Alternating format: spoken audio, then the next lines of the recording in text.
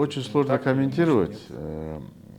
У нас в системе работает более 4500 человек.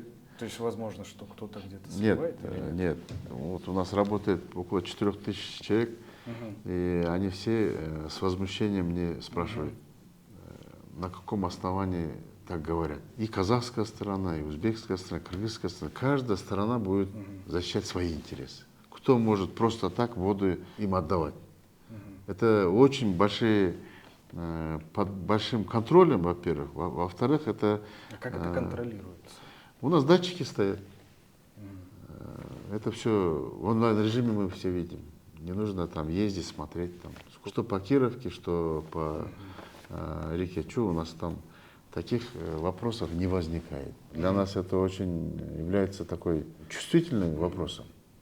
Потому что наши ребята круглые сутки работают, чтобы наши фермеры обеспечить, а потом кто-то заявляет, что воду куда-то там сливаем. Но это очень такое безответственное, я сказал бы, такое заявление, что в сегодняшнее время век новых технологий, я думаю, что это, ладно, если бы это было 20 лет назад, там, А 20 лет назад такое встречалось? я думаю, что вряд ли, а сейчас тем более.